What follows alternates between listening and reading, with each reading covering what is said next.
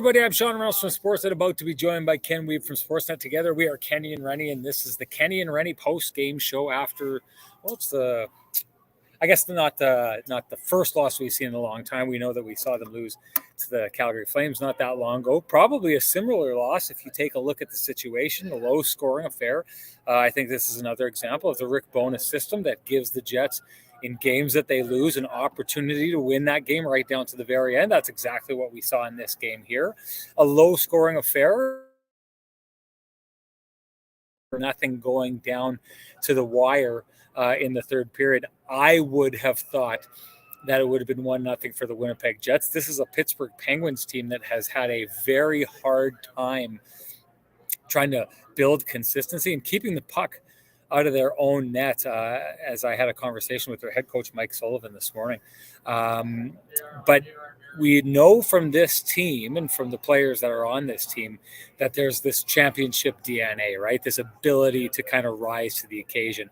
The focus of the Pittsburgh Penguins going into tonight was to be better defensively, even if it cost them offensively. And there was an understanding that playing against the Winnipeg Jets, who they'd said allow, I think it was the Jets are, I mean, we know the Jets have allowed the least amount of goals in the NHL so far this year. I think that remains tonight, or they may be in a tie with the Boston Bruins right now. But he threw out a bunch of other really interesting metrics about the Jets. You know, I think they're second in the league at allowing the least amount of odd man rushes, which didn't bode well for a team like the Pittsburgh Penguins. It seemed like this was coming into being, you know, a mismatch just style wise. But what we saw from the Pittsburgh Penguins is they are able to play defensively if they bear down and focus in on it.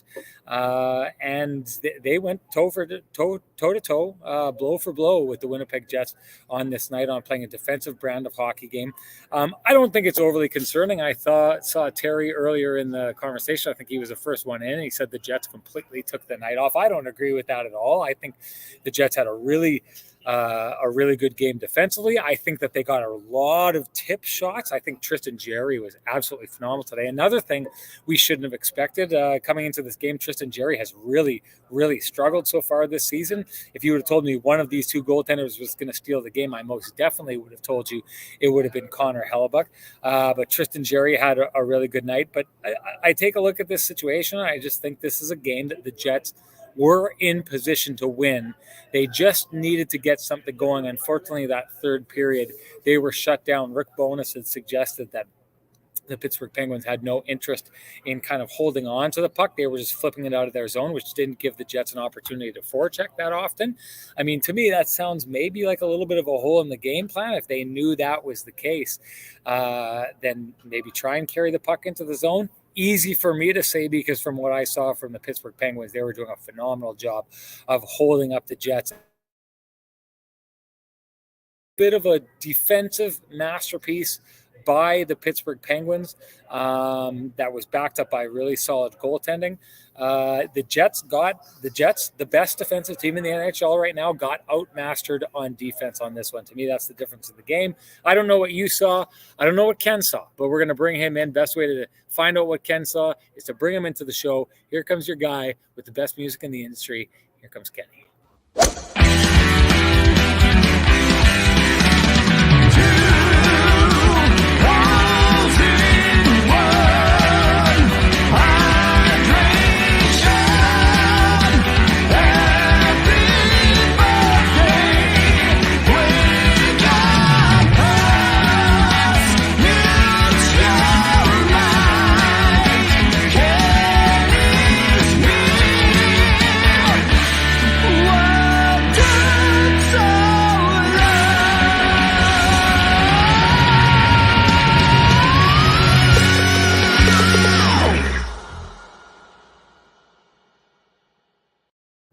Kenny, just quickly here, Zach Collaros' ankle says, did Crosby even play in that game? I didn't notice him.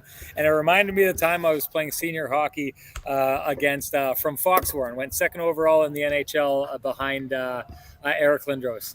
What's his name? Patty Falloon. Pat Falloon. And we were playing against Pat Falloon, and we walked off the ice and we lost 7-6. And I remember someone in the room was like, I didn't even notice Pat Falloon out there. And we looked at the score sheet and he had 6 points. It's a 2-point night for Sidney Crosby, and he gets, I wouldn't say robbed, but a really nice stop by Connor Hellebuyck kept him from scoring a goal. Like, he looked to me to have two really good scoring chances.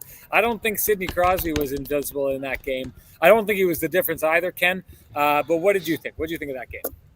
Yeah, I mean, I thought Crosby was solid, but I mean, not overpowering. I thought he was involved in the game for sure, but for sure, I mean, the Jets. Again, it's interesting, Sean. I mean, the Jets have played quite well for a long stretch of time, but a couple of factors kind of were at play today, right? So on the day that the Jets find out Nikolaj Ehlers is going to be on the shelf long term, they don't score. So is that a concern? I mean, Rick Bowness certainly was trying to make it sound like it was not a concern. It's only one game, and he's right. It is only one game, but I think it's a symptom to maybe an overall concern. But I do think they did generate enough against Tristan Jarry this evening. Yet one of the things that Rick also talked about, Sean, and you were in the building, I mean, tons of tips for the Jets. I mean, they got to the net. They got shots through. But I don't know. I didn't see a lot of possession time, and I didn't see a lot of sustained offense, and I didn't see a lot of second chance offense. Tristan Jarry was battling his behind off. One of the craziest sequences, Sean, one of the tips was an Adam Lowry glove tip, and Jarry had to he really battled to prevent Lowry from getting to that second rebound. But to me, the Jets didn't have a ton of zone time where they were able to generate. The other night, they were able to generate off the cycle. Today, they didn't really generate off the cycle as much. I didn't think that. I mean, we'll get into it in a while, and I don't think this is the reason the Jets lost the game, Sean. But they barely played the fourth line. Gus is 5'14", Mikey Asamont 406, Dominic Toninato 421. What have we been talking about all year? The fourth line has helped the Jets get going. On nights when their top six aren't going, they're the line that looks quote-unquote right and sort of can get games turned around. Now, again, the personnel is not the same as it was earlier on in the year. We know that. Mikey Asamont and Dominic Toninato are not, the same kind of players that they've been rolling out earlier on in the year, and that's no knock against them. It just kind of reinforces my point, I think, from the other night, where I do think the Jets need to go shopping for another forward to help out in the top nine. Having said all that, I thought the Jets generated enough to win the game. They were not loose defensively, but they also gave up some pretty high-quality chances that Connor Hellebuyck had to be sharp on as well. I don't think the Jets got Vamelka'd, Sean, but they also didn't generate the type of offense that we've been used to seeing from them. And as Rob Somerville points out, the Penguins did a very good job of suffocating the Jets through the neutral zone. And they didn't really generate with speed on that many occasions. Having said that, I mean, Blake Wheeler's got a point-blank special from the slot with the net empty. Cole Perfetti had a couple dangerous chances during the game. And I mean, they did have some chances. I just didn't think they were quite as sharp offensively. And as you touched on, Rick Bowness felt one of the reasons for that today was because the Penguins had so many high flips, they just weren't able to get their forecheck going. Yeah, no doubt. I mean, there definitely seemed to be a period. Sorry, I think you touched on it when you said that there just wasn't a lot of sustained pressure. Again, this was a Hockey Night in Canada game, so it's one of the games that, behind the scenes, the commentators, the truck, myself, we're all kind of talking about what we're seeing in the game. And one of the common themes that kept coming up was there didn't seem to be a lot of sustained pressure by the Jets. I thought that they did. I thought that they had maybe a banner game this game of getting guys into the high slot, the low slot, the tips. To your point, Tristan Jarry wasn't just good, and I talked to him at the end of the game. He wasn't just good at battling through to see the puck, but I think it was Adam Lowry who made the point that, when the puck did get to him, he was either knocking it down and covering up, or he was moving it to the corner. So there just wasn't a lot of second chances, right? Like in a game where there was many tips as the Jets had, you would have expected to have some of those cases where the puck's lying in the crease and you bang that puck in, a la, Blake Wheeler with the game-tying goal against the Seattle Kraken, right? That's a shot, rebound sits right there, you bang it in. That's how the Jets have been getting success. We talked about that. I don't know if you saw the graphic that we had in the game, Ken. But the Jets and where they score from this year is very indicative of a team that likes to score by tipping the puck from the point or banging that puck in. 18 of their goals so far have come from the low slot. 2 have come from within the crease. The numbers are very, very spread out everywhere else on the ice. So this is a team that has made a point of getting to the front of the net. It was an interesting one. Talked with Rick Bowness before the game, because if you think about this, Ken, this is a problem that Dave Lowry and Paul Maurice before him made one of their number one priorities, right? Get the Winnipeg Jets to the front of the net. And it was an unsolvable problem. They never solved that problem. Rick Bowness has solved that problem. I asked him how he did it. And his take on it was like, we demand this of the players. It's another one of his non-negotiables, right? Ken, if you're not going to the front of the net, I'm going to mess with your ice time. And that's how it goes. If you want to get ice time, you have to do what Rick Bowness asks of you. And that is one of the things that he not asks, but demands of you. And he told me it was very interesting. We couldn't isolate it, but he said, when I asked him specifically about their ability to get to the front of the net, he said, it's interesting you ask, because this morning we were showing a video to the Jets players, and it was a 40-second clip of the Jets in the offensive zone, and Mark Scheifele was standing in front of the net for the first 20 seconds. But the job of that person in front of the net is, if the puck gets swung around the other way, they've got to be the first one to go get to that puck to help contain the puck. And as Mark Scheifele leaves the front of the net, Kyle Connor moves into the front of the net, and he's there for the next 20 seconds, because Rick Bowness demands that when the puck is in the offensive zone, someone has to be at the front of the net. Because if you get it to the defense, he wants a quick shot from the defense, so you have to be there. There's not time to get to the front of the net. You have to be at the front of the net. His contention is, if you've got Mark Scheifele and Kyle Connor buying into that philosophy to that degree that he was showing the team in the video today, then there's no excuse for anyone else on the team not to get there. I thought this is one of those nights, and Rick Bowness said it, yes, the Jets lose. Yes, this is an example of one of those nights where the Jets keep themselves in the game. Some nights you're going to win. Most nights, I think, the Jets have shown this year, you are going to win, but some nights you're going to lose. But this is one of those nights where a puck gets tipped just 2 inches to the left, 2 inches to the right. We're talking about a tie game and maybe another Jets victory in this situation. We're talking about that because of their ability to get those shots from the point and those tip-ins the way that we've been talking about. But I will say, Ken, I think we need to explore it further. And I think people are exploring it, talking about it. There's someone made a comment about the Ducks having more goals than the Jets. I do think at 5-on-5, and to your point, the kind of offense we know the Jets are capable of, the fancier offense, the more scoring from distance offense, that seems to be almost entirely missing here tonight. I don't know if that's a good thing or not, but I will say this. The Jets are not the same 5-on-5 behemoth this year that they've been in the past, and it seemed to rear its head tonight. Yeah, I mean, that's what I mean. I mean, when you're missing, the Jets can say all they want, and this is what they have to say. I mean, I applaud Adam Lowry and Josh Morrissey for their, ability to say there's no excuses, but these are facts. The Jets don't have a ton of depth up front to make up for the lost 3 forwards in their top 9, including a guy they were counting on to not only enhance his role on the top line, but to potentially be one of the best lines in hockey. So, that's a massive loss. And again, too, you got Big Barron and Appleton. That's 2/3 of a checking line. So, yeah, I mean, Axel Jonsson, Fjallby, and Sakko Menelainen are jumping up and doing a nice job, but they probably should be playing on the 4th line, right? I mean, that's what their role generally would be. So, I mean, it's super interesting. I mean, I want to address one thing right away. 80s TV Kid and Stuart Kaspersky both talking about the Jets reverting to a dump and chase game. Sean, you're in the building.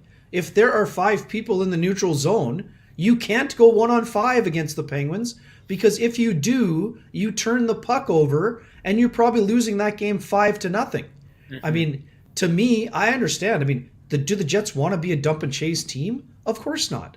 But this is a situation when you play a team that is playing with such a defensive mindset, you can't run the risk of turning the puck over, 5-10 times, because those are ending up in the back of your net in transition.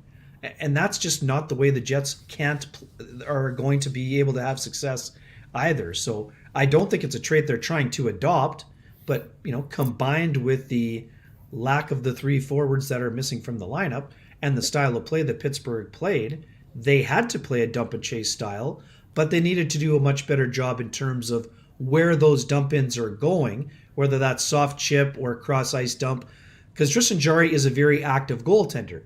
Again, I'm not saying he's like not quite Mike Smith active, but he's very active in getting to pucks. So when you face a goalie like that, it's got to be a high rim around the glass, a soft chip into the corner outside the trapezoid, or a cross ice dump where you're coming through the neutral zone with speed and you can retrieve that before the defensemen get there. And yeah, sure. Also, Doug Thorowski was not agreeing with our take that Connor Hellebuyck was much improved when it comes to his puck handling. He is much improved, but I wasn't suggesting he suddenly became Martin Brodeur after struggling with his puck handling for many years. Yeah, Doug, you're right. Today that was a miscue. I think the safe play there, Sean, and it's easy for you or me from a living room in Regina and you from inside the building. It looks obvious to us that Connor Hellebuyck should just hard rim the puck around behind the net instead of going for the backhand pass to Josh Morrissey that Sidney Crosby read perfectly. And Rick Bowness said it, and he's 100% right. Sidney Crosby's the smartest hockey player on the planet. He kind of gave him the stop and go so that Hellebuyck actually thought he had a lane to get the puck over to the player in the corner, and then that lane suddenly was not there, and he got the puck in front to Brian Rust, and it's a goal.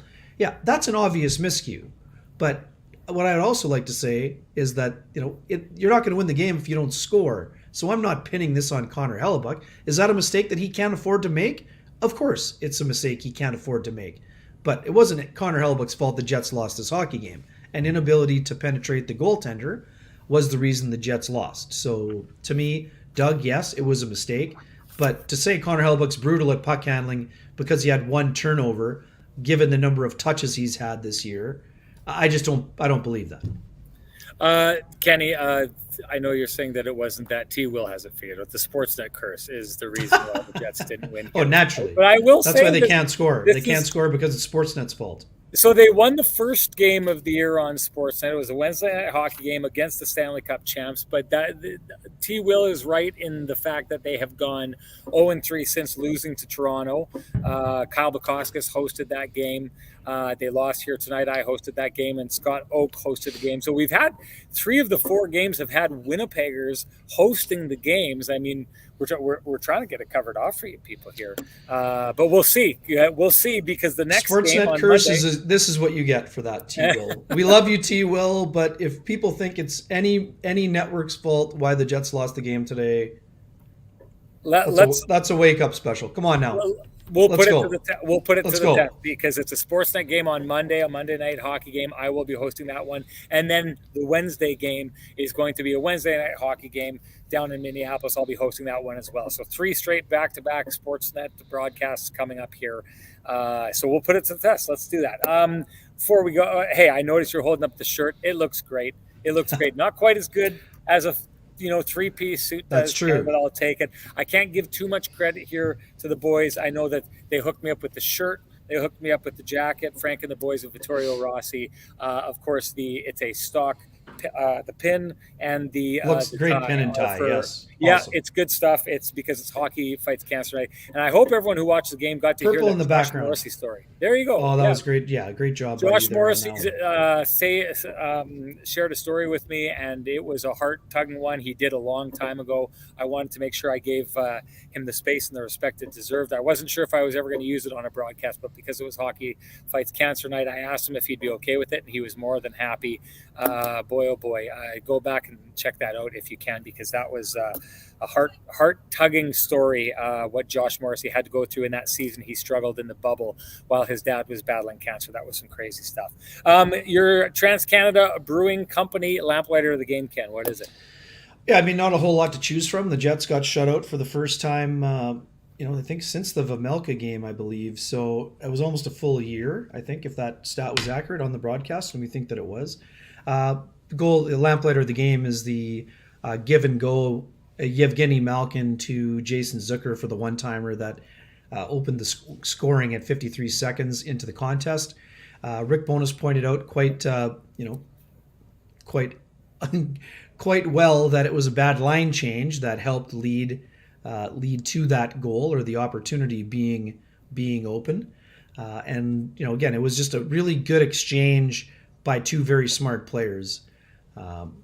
Again, I think that that was an exceptionally smart play. Just the way that Malkin got the puck back to Zucker so quickly. I think they were expecting the shot. Evgeny Malkin was in a pretty good shot to shoot. I don't think Connor Hellebuck or the rest of the Winnipeg Jets were expecting the return feed that set up the one-timer for that goal that ended up being the game winner. That is my lamplighter of the game. I'll take it. And everyone out there, make sure you share with us your lamplighter, and you will give yourself a great opportunity to win an 8-pack of Frosty Delicious Lamplighter Amber Ale. Sorry, I just got to get this comment off the screen here, Ken, so that we can show off this beautiful, beautiful logo that we have here. TransCanada Lamplighter Amber Ale. We're giving away an 8-pack every show. All you got to do is share with us your goal of the game, your lamplighter of the game. And if you can't wait for us to give away an 8-pack to you, why don't you head on down to their tap room, TransCanada Brewing Company's tap room at 11290 Kenniston Avenue. Go check them out. The lamplighter is phenomenal. Everything else is phenomenal. I was having some conversations on Twitter today about it all. Great stuff. And I should announce that Stonewall Dave is this episode's winner of the Frosty Delicious 8-pack of Lamplighter. Congrats, Stonewall Dave. You got to direct message me on Twitter, which survived when everyone thought that it was going to die. Direct message me. I need your full real name, Stonewall Dave. No more hiding behind this alias anymore. And I need your email so I can send you your voucher for your 8-pack of Frosty Delicious Lamplighter Amber Ale. Okay, Ken, your Johnson Group got you covered. Play of the game. Oh boy, that's a very good one. You got me on the spot here. I wasn't quite ready for that one. Do you have one while I think of one, or? I think the play, and I think it's a redirect off of, and it's a Tristan Jarry play, right? It's a redirect off, I believe it's Lowry's glove, and he stretches to make the save, and he tries to cover it, and there's a moment there where he's reaching and he's trying to cover it, and you can just kind of feel like, if you're that goaltender, you've got like a certain amount of time, right? It's like a quarterback taking the snap and realizing you've got 1, 2, 3, 4. Now you better get rid of the ball or you're going to get cranked, right? And so you can tell him in that moment he's thinking, and rather than panic, and I think a lot of times what happens in those situations is the goalies stop covering the net as they shift themselves to try and get at the puck, and that's quite often where they create holes in themselves to get it banged in. Rather than going and trying to adjust himself to reach for the puck, he keeps the net covered and he pops it away from the net into the corner with his hands. So it's not the most desirable play if you're a goalie. I think the first instinct that you really want to do there is to cover it and kill the play. But I think in that moment, it was great realization that if I get it to the corner, I'm going to get up. I'm going to give myself some time here. And my defense has been playing great.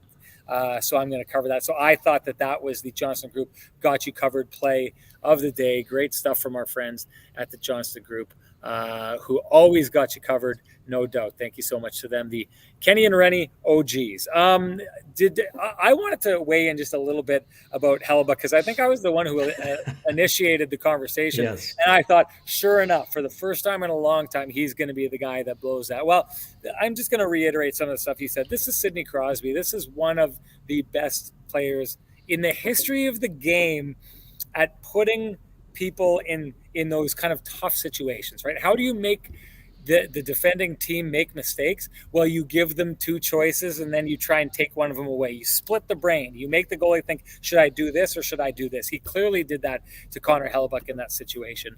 But I'm not overly upset at that play. I think Connor Hellebuck at that point is trying to make something happen in a game where something needs to happen. Did he put them in a situation where he took away their ability to come back in that game? Maybe he did. Is it the most timely time to do that? Probably not. I think anytime you have a goaltender that plays the puck, you are going to have to live with them making a mistake every once in a while and the puck ending up in the back of your net. I think the risk and reward there is how many pucks did you keep out of your net by playing the puck? And I would suggest it has been a lot this year, the way that the Jets have been able to move the puck out of their zone with the help of Connor Hellebuyck. I don't have a problem with that. I know it sucks tonight, but I don't necessarily think that he lost the Jets the game. It's possible that he prevented a comeback, but I don't think that's necessarily the case. And I do think that he stopped a lot of goals from happening this year by promptly moving the puck out of their zone.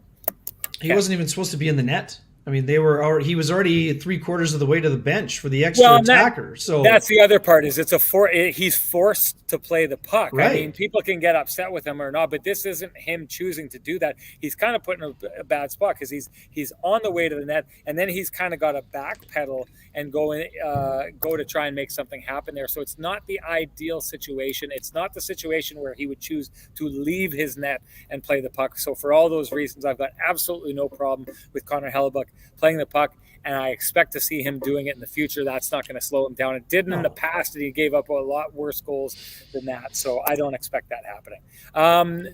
Cole Perfetti, what did you see from him tonight? Yeah, sort of Cole Perfetti. I was texting with you, obviously, during the game. I mean, I thought that I didn't necessarily particularly like Cole's game against the Ducks the other night. It wasn't terrible, but I just didn't find him to be as noticeable within the offense the other night against the Ducks. And I thought his pace was up today. We've been talking about Cole's need to maybe be a little bit more selfish when it comes to his shooting opportunities. And I thought he was, again, not even selfish. I mean, just like taking the shot that is available to him. And again, we've talked about this a lot. We know that Cole is an extremely gifted passer with incredible vision. So it's natural for him to look pass first. But to me, he needs to shoot a little bit more because that line, is looking for a little bit of a trigger man. Yes, Pierre-Luc Dubois is a guy who's in pursuit of 30 goals, but I think that Perfetti needs, and that's not a knock on Wheeler. Blake Wheeler is a consistent 20-plus goal scorer, but he's very much a pass-first player. So on that line, you need someone to shoot first, and I think that Perfetti did a really good job of doing that this evening. Let's just check quickly here. Do the numbers support my theory that Cole Perfetti, 3 shots on goal, 5 shot attempts, in 15:44 of action. I thought he was very involved in the game. I know, Sean, you were there. Sometimes things are a little bit different than on TV, but what did you see from Perfetti? Because I thought he was really going today in the game.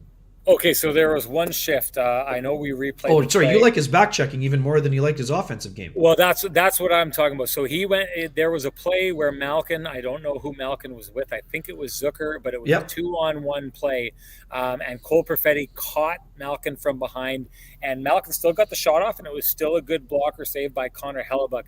But he didn't get everything on the shot that he wanted because Cole Perfetti got back and got his stick on the play. The puck went into the corner after Helly redirected it, and the Penguins continued to press. And there was a point that it made its way back into the slot for an opportunity that Cole Perfetti broke up there and then picked up the puck, went down the other direction. Cole Perfetti shot a high pass for a redirection. He was on the right side up by the blue line and fired a low pass for a redirection. That was a nice save by Jari into the pads. But I just thought that shift right there, breaking up 2 scoring chances. And let's say this for sure, taking away a full-on shot by Evgeny Malkin in that spot is potentially saving a goal right there. I'll say that much. We know he's got the ability to whiz it past even the best goaltenders. And then taking away a dangerous slot shot and then coming down and topping off that shift by creating a scoring chance and being the driving point behind that. I thought that was his high point of the game. I did think as the game went on, he faded a little bit, as is, going to happen when you're a young player in the game. Coming into the NHL. I did think Pierre-Luc Dubois was the driver on that line, no doubt. But Cole Perfetti, I thought, showed a lot of signs of bounce back after, I agree with you, his last game I didn't think was his best game. But seeing things like that, being able to contribute away from the puck and not be just a straight-up offensive guy who was drafted in this league to be a straight-up offensive guy, kind of reminds me of Josh Morrissey and how he came into the league and was supposed to be an offensive defenseman, and found a way to become a very, very good defensive defenseman. If I fully expect that Cole Perfetti is going to at some point find his scoring pace at the NHL level. He's already right in the heart of the rookie scoring race as it is right now. So he's doing well for a rookie as it is.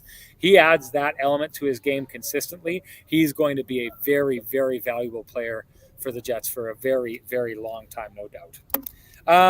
Let's talk a little bit about injuries. I'm going to tell you something that I love these shows after Hockey Night in Canada games or our national broadcasts, because to give people a little bit of a peek behind the scenes before broadcasts, the host broadcaster and the away broadcaster, like I said, I talked to Mike Sullivan as well. We're able to go in and have like a private meeting with the coach. So there's a lot of storylines that I hold on to, and I don't ask in front of the other media because I want to hold that idea and I want to have it for a Hockey Night in Canada game. Great example is the Josh Morrissey story that I told. I've known about it for about a year now. I wanted to save it for the right moment. We saved it for now.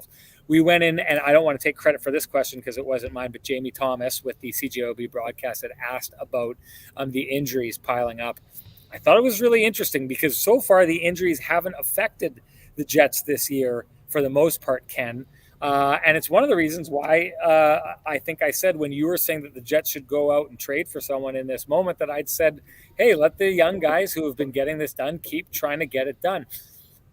This had me thinking maybe Kenny's not so crazy. Maybe Kenny knows what he's talking about here.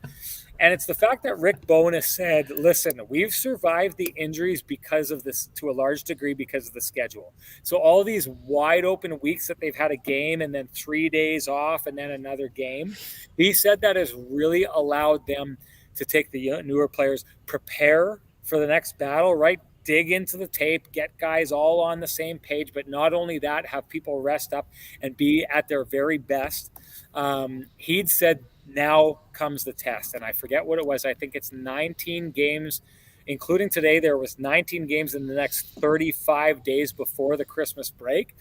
And I could tell it was one of these things. I remember Paul Maurice always used to talk about the Montreal Canadiens in these vaunted tones, and you could tell whatever style they played, it always troubled his version of the Jets. So there was a little bit of foreboding there.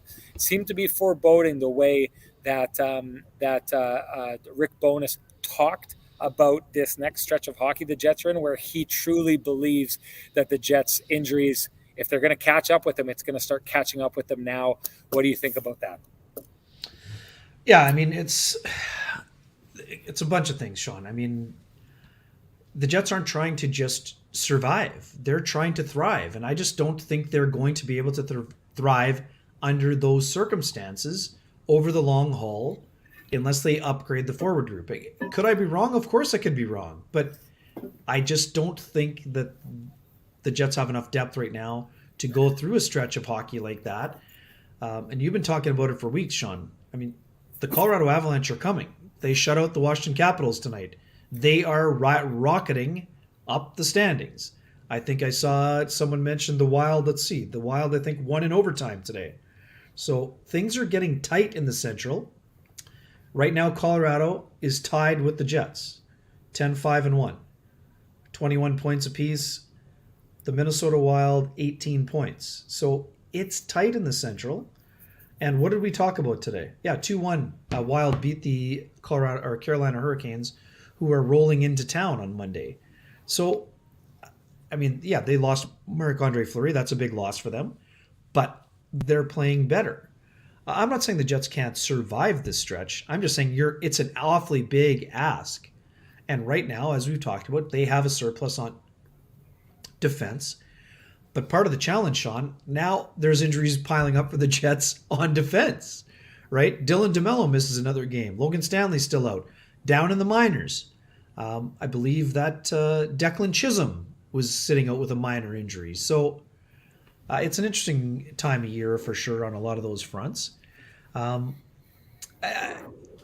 else did we talk about, Sean, about this road trip? The degree of difficulty getting higher every single game. Who's rolling into town? The Carolina Hurricanes are one of the best teams in the Eastern Conference. What did the Hurricanes do to the Jets last year, Sean? They made them look slow. Are they going to do that this year? Not necessarily. But they've got depth, and they've got scoring. And even though they've got injuries between the pipes, they've got a pretty good defensive structure. So it's an interesting time. Again, I think the Jets are fine. I'm not saying this is not a panic decision for me, which is why we talk about the receipts. I talked about this after the Jets won a game the other night, that I think they needed to upgrade their forward group because they've been trying to since the summer. So we'll see I'm very curious to see what happens. Hey, before we go too far, why don't you give a shout out to our main man, Lou? You bet, folks. Folks in the chat and folks listening on the YouTube or via podcast. If you're looking for anything in the real estate market, if you're buying, if you're selling, if you're looking for listings, if you're curious, our main guy Lou Ferlin is there to help you. You can reach him at louferlin.ca, or you can give him a quick call if you throw that banner up there, Sean. Quickly. Yeah, you bet. Yeah, well, yeah, give him a call. There's the number. Have a look. 204, yeah, cell 204-791-9971, or in the office 204-989-5000. Lou is my personal realtor. He's done an excellent job for me at a time when I just about got into a rental I didn't want. Lou helped me buy my first condo, and I've since moved into another, and he's an incredible person. He's an incredible supporter of sports in the local community, and he's one of the best in the business at what he does, along with being a great human. And I'll tell you this, it's almost impossible to change this guy's mind right here. So the fact that Lou walked in and kept them from making a mistake, good job by Lou. It's time for our dig deeper comment of the game by Homefield. I'm going to throw this one out to a guy who's been haranguing me here. T. Will says, a little disappointed that we don't get a headband today, but I guess when your flow is that on point, can you really blame Renny? Hey, a little bit of flattery gets you everywhere. In T. Will's case, it's going to get him the home field dig deeper comment of the game. It is also going to get him, yeah, you guessed it, it is going to be a version of the Sean's Headband Kenny and Renny show. Let's rip it.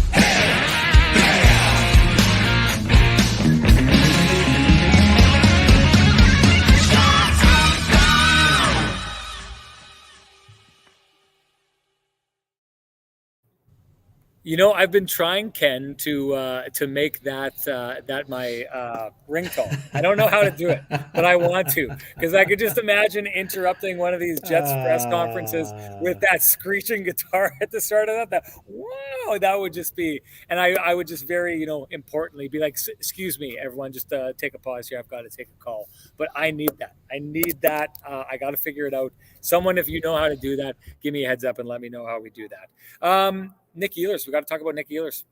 Yeah, I mean, you were in the building. I mean, obviously what we heard today, Nikolaj Ehlers, not surprising. We talked about this last show. It sounded ominous, and it is. I mean, he will require a surgery for his sports hernia, and that means he's going to be on the shelf for an extended period of time. I mean, we don't know for sure how long that will be. But the other thing that we need to talk about, it doesn't matter. The recovery itself is taxing in terms of the time, Sean. The issue with the surgery of this magnitude, when you are, again, I'm not going to say that Nikolaj Ehlers is reliant on his legs to be an impact player, but his skating ability and his explosiveness is one of his best qualities that has allowed him to become one of the most dynamic players in the National Hockey League when healthy. So it stands to reason that after a surgery like that, it's going to take some time for him to get back to full health and to start, not just get back to health where that would allow you to be on the ice, but to get back to being an impact player that can use your legs as a weapon. So to me, that's the bigger issue right now when it comes to needing surgery. It's important and it's required because he's missed so much time and there's been no progress, basically. So it's a big loss for the Jets. We know that. He's one of their most impactful players. But right now, they're going to have to play without him. And whether that means making a move or trying to get the job done internally, the Jets are going to miss one of their, high impact performers. Well, and I think on a night like tonight, they really missed him, right? Like if you take a look at what the problem was for the Jets when they were trying to get back into that game, I'd said it. Their zone entries were basically getting denied and denied and denied. So they gave up on that and started flipping the puck into the zone. And the Penguins defenseman just went and got the puck and then flipped it right back out of the zone. That's how they handled the surge of the Jets tonight, which didn't look as good as that surge has looked in the past. Now, I think that that's a good game plan. I think that Mike Sullivan has an interesting challenge with that Penguins team, especially I think I talked about it on the broadcast, but think about it. This team has made the playoffs 16 straight years. Imagine how hard it is to motivate a team that basically knows they're going to the playoffs and that the real season for them doesn't usually start until the springtime, and trying to motivate that team at the beginning of the year. He admitted it's been a challenge. It's been a real challenge for him over the years, and it's a challenge right now at this year. But I think what you saw tonight is an example of what the Pittsburgh Penguins look like when they're engaged and following the plan. And this is one night, I will say this, the Sullivan game plan to try and survive, it was the right game plan. And on this night, I think he outcoached Rick Bowness. I give that a coaching victory, because I don't think that Bowness was able to create a game plan to put as much pressure as they needed to on the third period. So I think this is one of these games in which you got to give a hat tip to the other coach, where he created a great system that the Jets weren't able to get to. One of the reasons, though, I think they can't get to it is because you're missing a weapon like Nikolaj Ehlers, who, as I've said, I like to call him a zone entry in a can. That guy, just all you got to do is give him the puck and he'll skate it through the neutral zone and he'll skate it in, and then you're set up. And we know how dangerous the Jets are when they're set up. Not having that option hurt tonight, and that's what you're looking at going forward. And the other part about this that I always find is so interesting about the season, I know there's a lot of people in the chat room, some real doomsday sayers, who are taking a look at this loss and saying we're right where we were last year. This is where the Jets fell apart last year, and that's about to happen. I don't see that happening whatsoever. I don't think that's even a remote possibility with this team, the way that they're playing. But I do think that as the season goes on, and as a successful team like the Winnipeg Jets puts up games like this in which another team comes in with a good game plan that works, I think tonight is an example of a game that if you are the Minnesota Wild in a couple days, or if you're the Carolina Hurricanes coming up, you take a look at what the Pittsburgh Penguins did to the Jets tonight, and you think, that's how you have success against that team. That's how you limit the offensive opportunities for that team, and that's how you survive against a team that does not give you very many opportunities.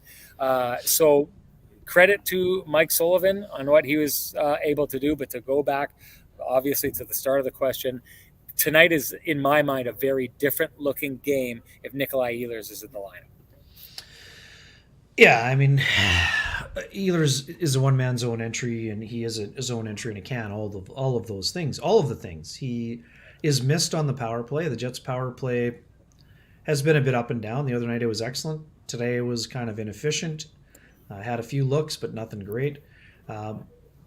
I don't agree. I mean, tip your hat to Mike Sullivan. Their team's been having an incredibly hard time keeping the puck out of the net. So.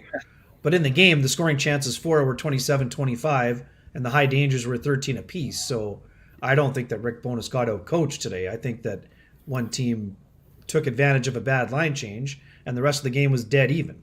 Well, you're looking at the overall stats. What I'm looking at is what happened in the game. Like that to me was always going to be a battle of attrition until one team scored, and then everything changes, right? And I think what changed for the Pittsburgh Penguins was a style of game that didn't really allow the Jets to get the surge that they were looking for. Yeah, I mean, here's the other part. It's just a really smart, quick up by Jeff Petrie, right? The line change happens, but if Jeff Petrie, the veteran defenseman, does not have his head up and does not notice the Jets have made or taken a bad time to take a line change, he doesn't get the puck up to the far blue line where Jason Zucker is standing. He doesn't get the puck over to Malkin, and then they don't have the interchange that leads to the goal. So, I mean, it's a good plan. I mean, here's the thing. The Penguins went through an incredibly difficult stretch. I think they lost 8 games in a row, or were winless in 8, whatever way you want to say it. I mean, they were starting to drop in the standings like a rock. They needed to string some games together. They got an incredibly strong performance from their goaltender, but that doesn't happen without your team committing defensively. And So that's execution to me. I mean, I think this was an even game. There wasn't a ton of free ice. It's not like this was a wide open. There was a stretch, I think, late in the first period or midway through where it was a bit back and forth, but this was not a back and forth hockey game. This was a game that was played in the trenches. The Penguins were a little bit better offensively or defensively, but I mean, the Jets were sound defensively. They just made one bad decision. Um, so to me, it was. I mean, that's an even game. I mean, but I mean, for I the most agree. part. But I mean, did the Jets miss Ehlers? Yeah, they've missed him a ton of nights this year, but they've done a nice job. But to me, again, this is what we talked about all year long. Rick Bowness has gone out of his way to try and play his fourth line between 7 to 10 minutes. On a night where two guys are in the low fours and one is in the low fives, David Gustafsson had a minute 30 on the penalty kill. So at 5-on-5, that line wasn't out there.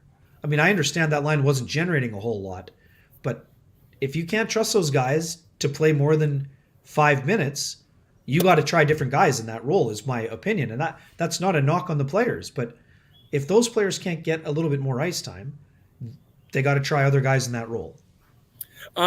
Before we go too far, someone had asked about the Josh Morrissey story, so I'm just going to share that.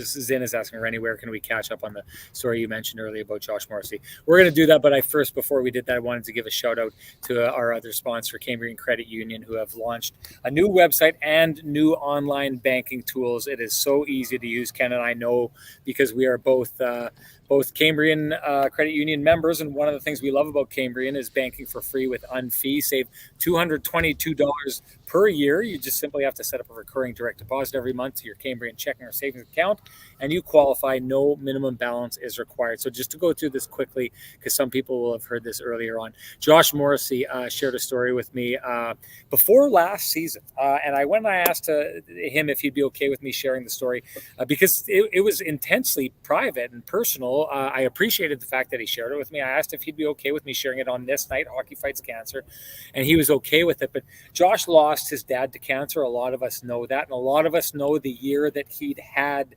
in the bubble when his dad was dying of cancer, that Josh had a really off season. Now, you'll remember if you were watching Kenny and Renny, Kenny often would go to bat for Josh in the chat room because people would be ripping on Josh, not knowing what he was going through behind the scenes.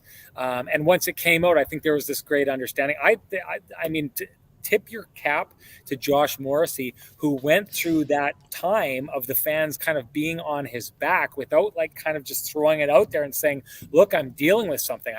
We never saw him lose his composure. He's a classy guy, so we're not surprised by that. But it's very, for him, what a tough situation. But when he kind of gave me the nuts and bolts of it, I couldn't believe how tough it is. So this is what happened with Josh Morrissey. His dad had been diagnosed with terminal cancer. He knew his dad was passing away.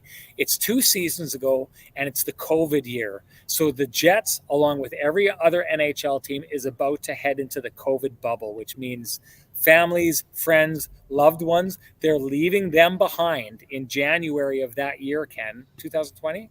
2020. 2020. They're leaving them behind. 21. Sorry, 21.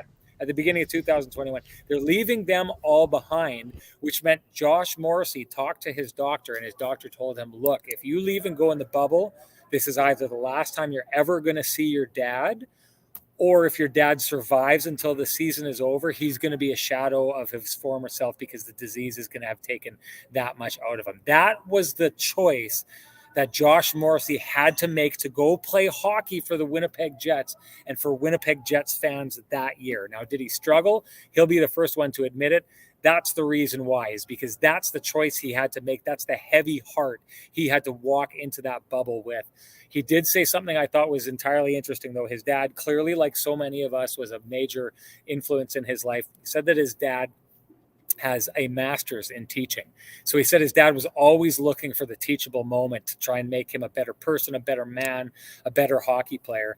And one of the things that when Josh got to go back and see him after the season was over, one of the things that he said was this should be a lesson to you that life is fleeting and life is precious. So spend your time doing what you love and do what you love with every ounce of your being. And Josh Morrissey said he's taken that, and it's this was a guy who was always committed to the game, but he said he rededicated himself to the game in a way that he's never done before, and that's why you saw him get better and better last year, and that's why you're looking at a player who is leading his team, a massively talented, offensively skilled team in scoring this year. He's one of only 2 defensemen in the league to be leading his team in scoring. Josh Morrissey, I don't know that he watches Kenny and Renny. I know he's been on it before, but I appreciate like hell, and he knows that because I said it to him. I appreciate like hell him sharing that story with me and being willing to allow me to voice that story for him on a national platform. What a guy Josh Morrissey is. Yeah, and then last year, for folks that maybe weren't with us or maybe are not watching from other markets, I mean, Josh, one other thing he said about his dad, he taught him so many lessons, but he also taught him a little bit about style and the importance of looking good. So last year, Josh had the velvet purple jacket that he auctioned off for Hockey Fights Cancer, which was another great move by him. And at a time where, we think about a lot of people, everybody's affected by the deadly disease. And, we think about the people who we've lost and the people that are fighting. And our thoughts are with all of those families and individuals. Our thoughts are with T. Will, as are the chat rooms right here. And I'm trying to get through the comments. I see it's happening a lot, but T. Will says he's currently losing his dad to cancer. I can't imagine how tough that. I mean, both of us have lost parents, Ken. I lost my dad. It wasn't to cancer, though. And seeing something like that happen, I can't imagine how tough that would be. So our thoughts are with T. Will.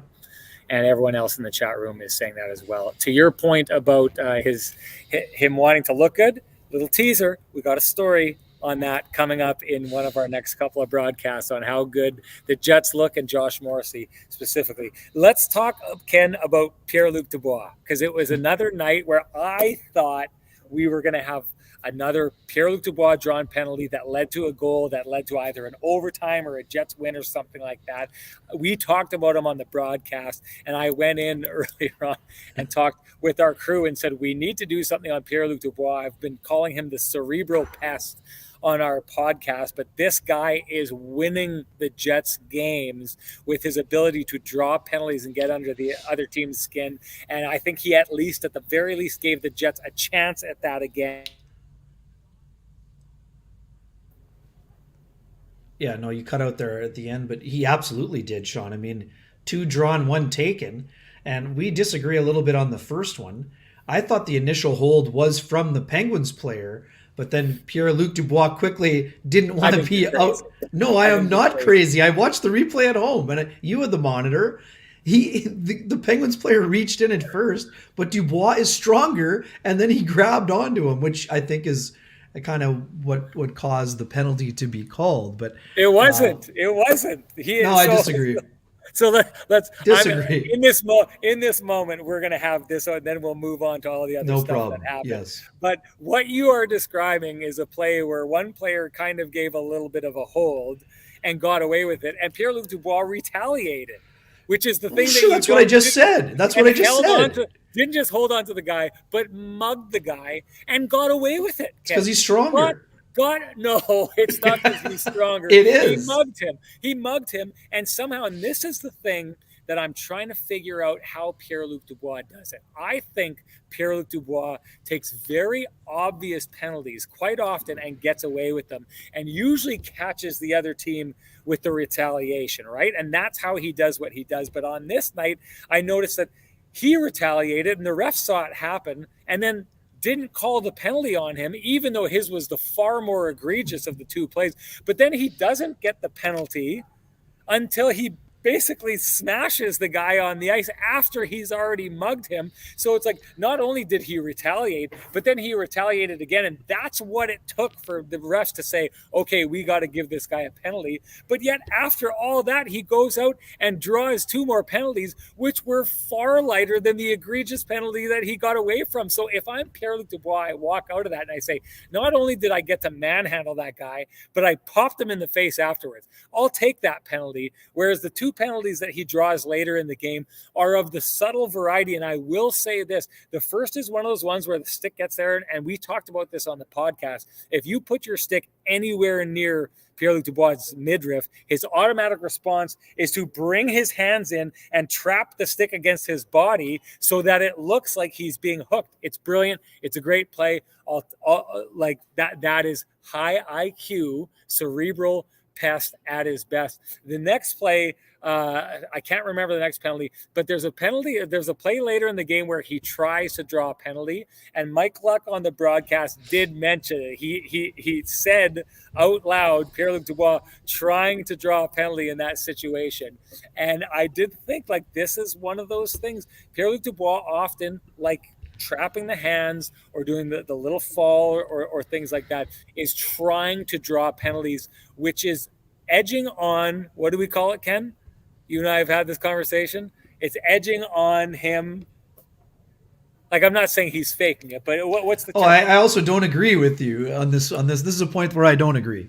Sure, but what's the term? It's embellishment. That's what it is. Okay. I think that Pierre-Luc Dubois on almost every play, and I think go to the last game, the high stick is another one of these situations. And I noticed one tonight, a Penguins player took a high stick, kind of went like this. I think it was Ryan Poehling, and kind of did this and moved on. And I thought to himself, now if he was watching Pierre-Luc Dubois, and if he would have threw his head up and did this, maybe he would have got that call. Maybe it's a smart thing. But I do wonder at times if at some point embellishment is going to catch up with Pierre-Luc Dubois. Yeah, I mean, it's an interesting theory. I mean, at some point, and this is where I disagree with the take, Sean. I mean, I agree with you to a degree, but I think that if that's happening, the refs, it's a cry wolf situation. And if there's not actual infractions that are taking place when he's drawing these penalties, then the refs are going to start ignoring all of them. And that's simply not happening. And I think the reason why they can't ignore him is because Pierre-Luc Dubois is constantly in the guts of the game. I mean, and when you are in the guts of the game, penalties are going to be called. Because of what I said earlier, I wasn't kidding. Pierre-Luc Dubois is stronger than most people. So if he has the puck, and he has the puck a lot. So when you have the puck a lot and you can move and you're big and strong, like, I mean, I don't even think the ref was going to call it. The defenseman was incredibly frustrated when Dubois went by him, and then he had to slash him at the end. Like, I think he kind of it was interesting because, again, Dubois kind of went to his arm to get inside position on him, and then the defenseman kind of gave him the two-hander when he walked in because he was frustrated by the fact that Dubois got inside position on him. So, yes.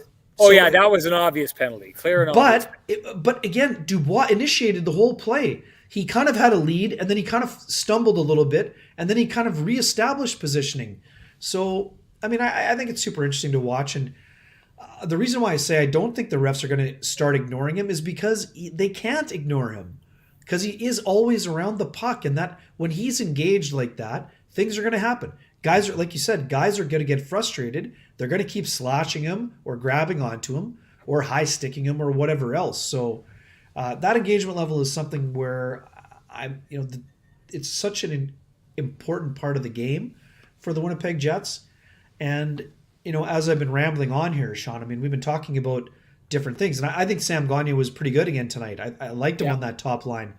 But one of the options, and again, I don't want people to go all crazy, and yes, Pierre-Luc Dubois is a center and all that, but one of the things that I think we might see if the Jets are trailing is Dubois being bumped up with a Mark Scheifele. You and I have talked about, when Kyle Connor wasn't putting the puck in the net with regularity, we thought maybe Connor and Pierre-Luc Dubois would get back together.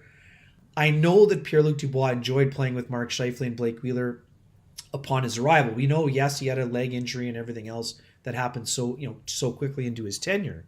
But I wonder if games where the Jets are chasing a little bit, that they might consider loading up Scheifele and Wheeler because Dubois is so good down low at creating space, playing a straight line game, playing that puck possession game that Mark Scheifele loves. I wonder if you might see a Kyle Connor, Dubois, and Scheifele line, not full time, but once in a while. I wonder if they might go to that. And what that would mean is then you're bumping up an Adam Lowry, and then maybe you're giving David Gustafsson a few more shifts at center if you go to a three-line game at some point. And, again, I'm not trying to talk out both sides of my mouth here. The Jets need to be playing a four-line game, but I'm wondering if there's times in the game where you do cut back to a three-line game if you're chasing the game. I wonder if that's an option that the Jets may try a little bit. And I agree with Stuart. Mark Scheifele very involved again today. I liked a lot of his game. I thought he was very sound in his 2-foot, 200-foot game, and he still was had generated quite a few scoring chances. Some people were asking about Scheifele and Perfetti. I mean, the Jets tried Scheifele and Perfetti, and I think that over time that could be a situation where you could see those guys have some chemistry long term as well. But I mean, let's not pretend like they didn't try it for a little while either. I mean, they did try it for a while. I thought they had some decent games together for sure. They had some good games together, but I don't think it's something that happens overnight. I do think that because of the way Sean, we're not going to get into it today, but you have another great story about those two that you're going to tell on a broadcast down the road. You got two players that are very similar in terms of how they view the game. I mean, I was speaking with Cole Perfetti after that last trip. I mean, the guy he consumes hockey like it's going out of style. I mean, he's watching all the time, always very plugged in what's happening around the league, not just with teams in the Central. He wants to know what's going on with all players. He's watching the highlights all the time, loves the game so much. So I do think that we're going to see those guys play together at some point.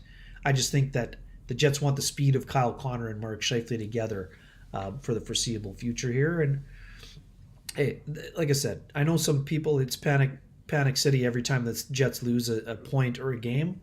I mean, it's a long season. Jets just went through an incredible stretch where they collected points in basically all but 2 games, right? So 2 games where they lost outright and 1 where they lost in overtime. So that is an awfully long stretch of playing very well. And it's not like the Jets defense was Swiss cheese today. They were sound for the most part. A couple mistakes ended up in the net. But having said that, they've got a massive week ahead on the schedule. Carolina, Minnesota, Dallas, and then they play Chicago at the end of that trip. So it's a big stretch for them. I mean, and that's the thing. I mean, a team banks all these points, and then all of a sudden they lose 1 or 2, and then people are wondering what's going on. I mean, that's just the way that it goes in the NHL these days. That's hockey, as Rick Bowness said today. Exactly. Hey, before we go, I want to throw this one back up from T. Will, where he says Mark played well, but that's kind of the expectation when you're the best player on the team. This is an actually low-key, very interesting comment, and it is so because one of the stories that I'll probably be doing in the next couple of days, giving a sneak peek for it, is Mark Scheifele and how Rick Bowness got him to turn it around. Rick Bowness, this is really interesting, said about Mark Scheifele, said to him, "You've created an expectation of yourself in this league, and you need to continue to meet those expectations." And that was kind of just the mindset that he threw at him. Like, look, what you did last year did not meet the expectations of what the NHL and its fans and its players think Mark Scheifele should be. And you owe it to yourself and your team and the fans to get to that, right? I think that's a fascinating way of looking at it. So, T. Will, you took the words right out of Rick Bowness's mouth. And just a quick little story that doesn't have to do with the one you were talking about. When you talk about Cole Perfetti and Mark Scheifele and the chemistry that they're building, you'll notice, Ken, when they go out and they practice on the ice, Mark Scheifele is always the first on the ice, and he's always practicing tiny little things. He's constantly practicing little situational things, moving the puck along the boards, picking it up off the boards, all these little things that make him so great along the boards. And the person now this year that he spends his time practicing that with, he always has a partner, used to be Andrew Kopp for a while. It's Cole Perfetti this year. So those two are building chemistry, even though they're not on the same line. Boy, so much chemistry in the chat room here tonight. Once again, when I'm never more proud than when people treat our chat room as a safe space to tell us about very vulnerable things. And I'm never more proud by the way that our chat room reacts to it when those things are said. They always handle it. You always all handle it with class and have each other's backs. That means a ton. And it makes me just want to meet all you. So just to throw this out there, if you want to get together and hang out and meet some of the people from the chat room, there's a way to do it. December 18th, it's the Kenny and Renny Christmas party. We'll be at Trans-Canada Brewing Company. If you want to go, tickets are $20. That gets you your first drink and food all night. So just direct message me or Ken, get a hold of us if you want to come along. We'll set aside a ticket for you. There's limited space at the event. So If you want to go, you better get on and call us right now. Before we go, as I do every time, I talk about our sponsors. If you appreciate having these conversations in this space, please appreciate our sponsors who are the reason that this is happening, because they invest in this space. So thank you to Vittorio Rossi, TransCanada Brewing Company, Johnston Group, Lou Ferlin, Homefield, and Cambrian Credit Union. And last time, as I've done, thank you to the chat room, who always bring it, no matter what happens, whether the Jets do or not, whether Kenny and I do or not, the chat room always brings it. Thank you for being you, everybody. Enjoy the in Grey the chat Cup. room. Enjoy the Grey Cup, and I'll see you on the airwaves for a national game with the Jets. Play the Carolina Hurricanes on Monday, and then we'll see you afterwards on Kenny and Renny. Enjoy the weekend.